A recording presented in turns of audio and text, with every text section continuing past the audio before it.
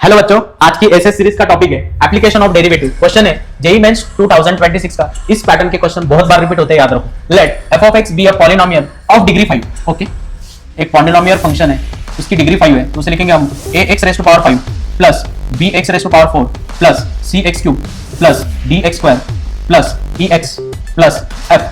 ठीक है, आगे लोकल एक्सट्रीमा, मतलब इन पॉइंट पे फंक्शन का जो डिफरेंशिएशन है वो होता है 0, तो फंक्शन को डिफरेंशिएट करेंगे तो एफ डैश ऑफ एक्स बनेगा 5a x raise to power 4 plus 4b x cube plus 3c x square plus 2d x plus e।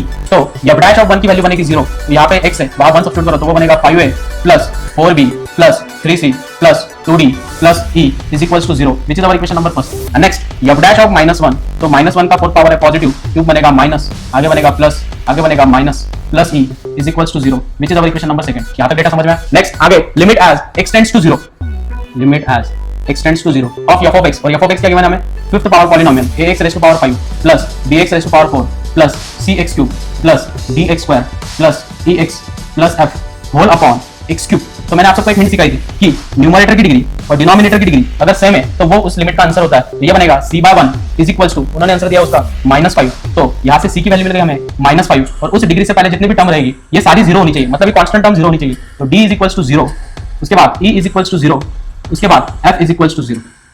Next, अब ये दो वैल्यू हम equation number first and second में substitute करेंगे, तो इक्वेशन बनेगी 5a plus 4b और 5 3 15 -15, आगे वाली वैल्यू बनेगी 0। Next 5a minus 4b 5 3 15 -15 is equals to 0। दो लीनियर इक्वेशन है, साइमल्टेनियसली सॉल्व करो, दिस गेट कैंसल, तो ये बनेगा 10a minus 30 उधर जाके बनेगा प्लस 30, तो यहाँ से a की वैल्यू मिल गई हमें 3, और a की जो वैल्यू 3 है वो एक इक्वेशन में सब्स्टिट्यूट करो। अगर हम यहाँ सब्स्टिट्यूट करेंगे तो 15 plus 4b minus 15 is equals to 0, तो दिस गेट कैंसल, तो b की वैल्यू क्या बनेगी 0। अब यहाँ पे हमें मिल गई a b c d e f की वैल्यू, तो हमें फाइंड आउट करना है f of 2 minus f of -2। तो फंक्शन की वैल्यू अगर हम सब्स्टिट्यूट करेंगे तो हमारा फंक्शन बनेगा f of x is equals to, a की वैल्यू है 3, तो 3x raise to power 5, b की वैल्यू 0, c की वैल्यू है -5x क्यूब, और बाकी सारी वैल्यू क्या बन जाएगी 0। हमें फाइंड आउट करना है f of 2, तो वो बनेगा 3 into 2 का फिफ्थ पावर, तो वो बनेगा 2 to the 4 4 to the 8 8 to the 16 32 minus 5 into 2 का क्यूब बनेगा 8, तो ये बनेगा 3 to the 6 3 3 to the 9 96 minus 8 1 is 40, तो ये बनेगा बच्चों 56। सिमिलरली हमें f of -2 फाइंड आउट करना है,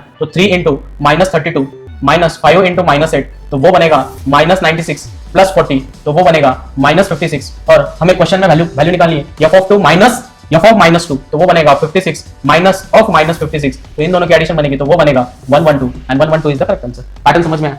तो लाइक करो, शेयर करो एंड सब्सक्राइब करो। Bye bye.